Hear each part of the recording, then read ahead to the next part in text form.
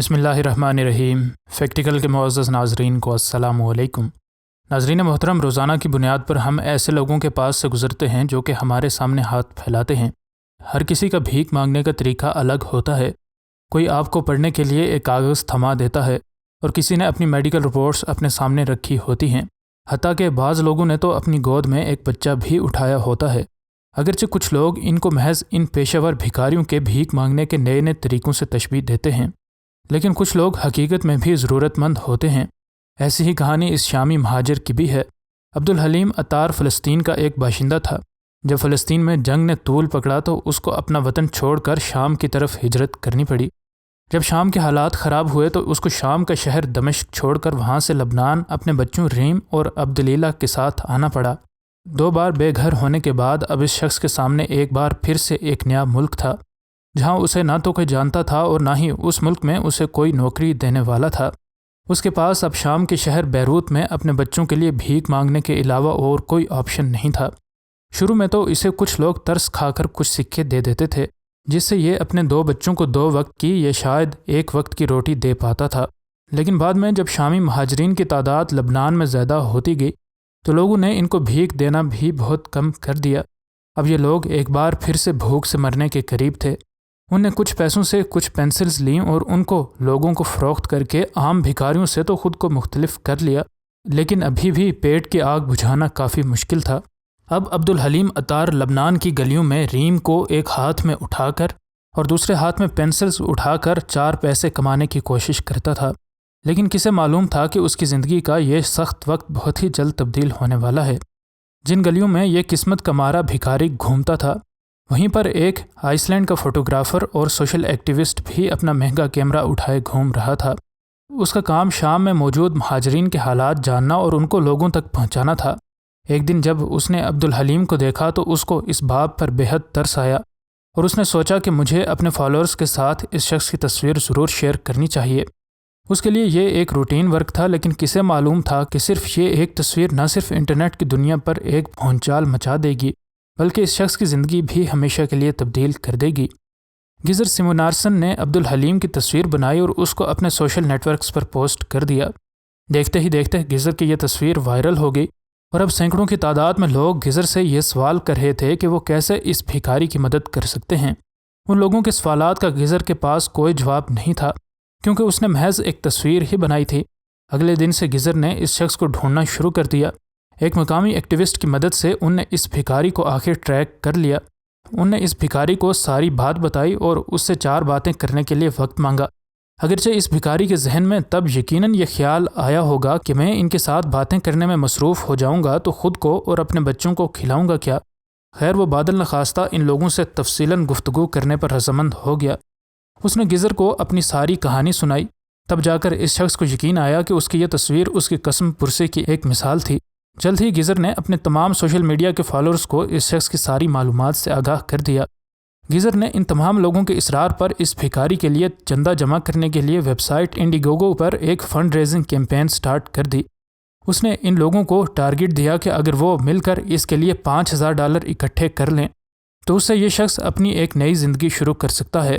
ابھی اس کیمپین کو 13 دن باقی تھے اور دیکھتے ہی دیکھتے 3753 لوگ اس کے لیے چندہ دے چکے تھے، اور یہ رقم $5000 کے اصل ہدف سے پورے 2083 گنا زیادہ ہو چکی تھی۔ ان لوگوں نے جو چندہ اس بھکاری کے لیے دیا اس کی رقم $1,00,000 سے بھی زیادہ ہو چکی تھی۔ عبدالحلیم کے لیے یہ بات ناقابل یقین تھی، اور جب اسے اپنی آنکھوں پر یقین آیا تو وہ بس اپنے بچوں سے لپٹ کر ایک ہی جملہ دہرا رہا تھا، اور وہ تھا، یا اللہ تیرا شکر ہے، یا اللہ تیرا شکر ہے۔ یقیناً اس شخص کے جذبات کو الفاظ کی لڑی میں پرونا ناممکن ہے۔ اب یہ شخص اپنی نئی زندگی بہت ہی اچھی طرح شروع کر سکتا تھا۔ اس فوٹوگرافر نے اس کو ساری رقم دی اور وہاں سے چلا گیا۔ اب اس بھکاری کے میڈیا پر بھی کئی انٹرویوز ہو چکے تھے اور سب کو یہ بات معلوم ہو چکی تھی۔ تقریباً 1 سال گزر جانے کے بعد یہ فوٹوگرافر ایک بار پھر سے اس بھکاری سے ملنے آیا۔ وہ جب اس کے بتائے ہوئے پتے پر پہنچا تو اس کو اپنی آنکھوں پر یقین ہی نہیں آیا۔ اسے اپنے سامنے ایک بھکاری اپنے ہاتھ میں پینسلز اٹھائے نظر نہیں آیا، بلکہ اس نے عبدالحلیم عطار کی شکل میں ایک کامیاب بزنس مین دیکھا۔ اس نے جب پوچھا کہ تم نے ان سارے پیسوں کا کیا کیا ہے، تو عبدالحلیم نے بتایا کہ میں نے ایک کیفے، ایک بیکری اور اپنے بچوں کے لیے 2 کمروں کا اپارٹمنٹ خریدا ہے۔ اس سے بھی بڑھ کر میں نے اپنے تمام کاروباروں میں صرف مہاجرین کو ہی رکھا ہے، کیونکہ میں بڑی اچھی طرح جانتا ہوں کہ وہ کس طرح کے حالات سے گزر رہے ہوتے ہیں۔ عبدالحلیم نے بتایا کہ میرے اکاؤنٹ میں آج بھی لوگ پیسے بھیجتے ہیں۔ اب مجھے ان کی ضرورت نہیں ہے، اس لیے میں ان کو خاص طور پر ان مہاجرین کی مدد کے لیے خرچ کرتا ہوں جن کا کوئی ذریعہ روزگار نہیں ہے۔ ناظرین محترم، اس بے گھر بھکاری کو ایک ایسی چیز راستے میں پڑی ہوئی ملتی ہے جو کہ اس کی قسمت ہمیشہ کے لیے بدل دیتی ہے۔ اس چیز کے ملنے کے بعد اس بھکاری کے پاس دو ہی آپشنز رہ جاتے ہیں۔ پہلا یہ کہ وہ صحیح کام کرے، اور دوسرا یہ کہ وہ اس چیز کو لے کر دھوکے سے اپنی قسمت بدلنے کی کوشش کرے۔ لیکن کسے معلوم تھا کہ اس شخص کی ایمانداری اس شخص کو ایک امیر ترین شخص بنا دے گی۔ ایلمر الوریز انگلینڈ کی گلیوں میں گھوم پھر کر دن گزارتا تھا۔ اس کے پاس نہ تو رہنے کے لیے کوئی جگہ تھی اور نہ ہی اپنا کوئی رشتہ دار جو کہ اس کی مدد کر سکے۔ ایلمر کے پاس انگلینڈ کی یخبستہ سردیوں میں کھلے آسمان تلے رات گزارنے کے علاوہ کوئی آپشن نہ تھا۔ یہ شخص مانگ کر ہی گزارا کرتا تھا، اور کسی کے فالتو سکے جو کہ اس کو خیرات کے طور پر ملتے تھے اس کے پیٹ بھرنے کی وجہ بنتے تھے۔ ایک دن ایلمر نے گلی میں ایک کاغذ پڑا ہوا دیکھا جس پر شاید کوئی عام شخص دھیان بھی نہ کرے، لیکن ایلمر نے بظاہر اس ردی کے ٹکڑے کو اٹھا لیا، اور ایلمر کو یہ دیکھ کر اپنی آنکھوں پر یقین نہیں آیا کہ یہ کوئی ردی کا کاغذ نہیں ہے بلکہ یہ ایک سائنڈ چیک ہے۔ اس چیک پر جب ایلمر نے اماؤنٹ دیکھی تو ایلمر کی حیرت کی انتہا نہ رہی۔ یہ اماؤنٹ تھی $10,000۔ ایلمر اس وقت بینک جا کر اس چیک کو کیش کروا سکتا تھا، اور اس کو روکنے والا بھی کوئی نہیں تھا اور پوچھنے والا بھی کوئی نہیں، کیونکہ چیک پراپرلی سائن تھا۔ ایلمر نے جب اس چیک کو دیکھا تو اس کے پیچھے ایک فون نمبر بھی لکھا تھا جو کہ اس کے مالک تک پہنچنے میں مدد کر سکتا تھا۔ لیکن مسئلہ یہاں یہ تھا کہ ایلمر کے پاس اپنی غربت کی وجہ سے ایک سیل فون بھی نہیں تھا۔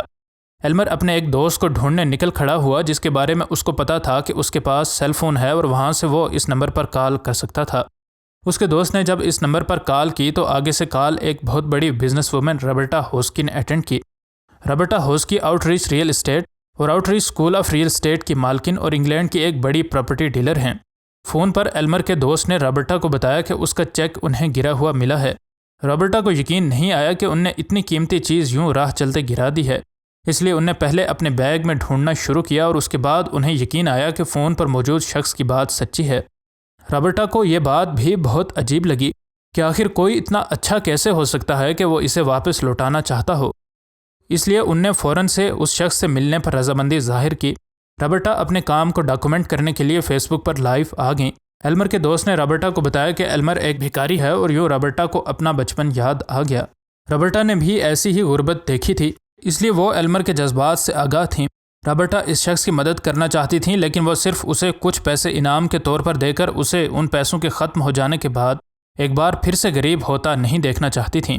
اس لیے ان نے اس شخص کی زندگی بہتر کرنے کے بارے میں سوچنا شروع کر دیا۔ شروع میں کچھ دن گزارنے کے لیے رابرٹا نے ایلمر کو ایک چیک بھی سائن کر کے دیا، اور جب یہ چیک ایلمر بینک لے کر گیا تو بینک والوں نے اس کی ظاہری وضاحت کی وجہ سے چیک کیش کرنے سے انکار کر دیا، اور فراڈ کا شک کر کے رابرٹا کو حقیقت بتانے کے لیے کال کر دی۔ اب رابرٹا کو یقین ہو چکا تھا کہ ان کو اگر حقیقت میں ایلمر کی مدد کرنی ہے تو صرف چند پیسوں کے بجائے انہیں ایلمر کی زندگی بہتر کرنے کی کوشش کرنی ہوگی۔ رابرٹا نے ایلمر کو انعام کے طور پر ایک اپارٹمنٹ لے کر دیا جس کے پہلے 6 مہینوں کا کرایہ اور سارے بلز ان نے پیشگی ادا کر دیے تھے۔ ایلمر کو جب پتہ چلا تو اس کی خوشی کی انتہا نہ رہی اور اس کی آنکھوں سے آنسو چھلک پڑے۔ رابرٹا کا ایلمر کے لیے ابھی ایک بڑا سرپرائز باقی تھا۔ رابرٹا نے ایلمر کو اپنے ریل اسٹیٹ اسکول میں مکمل کورس فری کروانے کی بھی پیشکش کر دی، جسے ایلمر نے بخوشی قبول کر لیا۔ اب ایلمر کے پاس 6 ماہ تک ایک اچھی رہنے کی جگہ تھی، اور اس دوران وہ اس کورس کو مکمل کر کے کامیابی کی راہ پر گامزن ہو سکتا تھا۔ ایلمر نے کامیابی سے یہ کورس مکمل کیا، اور یوں ایلمر کو ایک اچھی جاب بھی مل گئی۔ اب ایلمر اپنے پاؤں پر کھڑا ہو سکتا تھا، اور یہی رابرٹا کا ایلمر کی ایمانداری کے لیے اصل گفٹ تھا۔ ان کی کہانی جب مشہور ہوئی تو ایک اسپینش ٹی وی ٹیلی منڈو نے ان دونوں کو اپنے شو میں بلایا۔ یہاں ایلمر کو لائیو شو میں اپنی دونوں بہنیں اور والدہ بھی مل گئیں۔ ایلمر کو ساری دنیا مل چکی تھی اور اس سین کو دیکھ کر کوئی بھی اپنے آنسو نہ روک سکا۔ ایلمر نے بتایا کہ کیسے ان کی بھائی کی موت کی وجہ سے وہ جرم کے راستے پر نکل کھڑے ہوئے، اور اس کے بعد انہیں جیل ہو گئی، اور جیل کی وجہ سے ان کے گھر والوں سے بھی رابطہ ختم ہو گیا تھا۔ جیل سے جب وہ باہر آئے تو ان کے پاس نہ تو رہنے کے لیے گھر تھا اور نہ ہی کھانے کے لیے کچھ۔ اب جب ایلمر نے اپنی ایمانداری دنیا کو دکھا دی تھی تو ان کو اپنی فیملی بھی مل گئی تھی اور دنیا بھی۔ ایلمر نے بس ایک ہی کام کیا تھا، اور وہ تھا اس چیک کو دھوکے سے کیش کروانے کے بجائے ان نے بس اس کو اپنے مالک تک پہنچایا تھا۔ اگرچہ اس راستے میں ایلمر کو اپنے نفس کو مارنا پڑا تھا، لیکن ان کی ایمانداری نے تمام واقعات کا ایک ایسا چین ریئیکشن شروع کر دیا تھا جس کی وجہ سے ایلمر ایک بار پھر سے اپنے پاؤں پر کھڑا ہو گیا۔ اب ایلمر اور رابرٹا ایسے ہی غریب اور بے گھر لوگوں کے لیے ایک ٹرسٹ بھی چلاتے ہیں جو کہ غریب لوگوں کو ویسے ہی مواقع دیتے ہیں جیسا موقع ایلمر کو ملا تھا، اور یوں وہ بھی اپنے پاؤں پر کھڑے ہو سکتے ہیں۔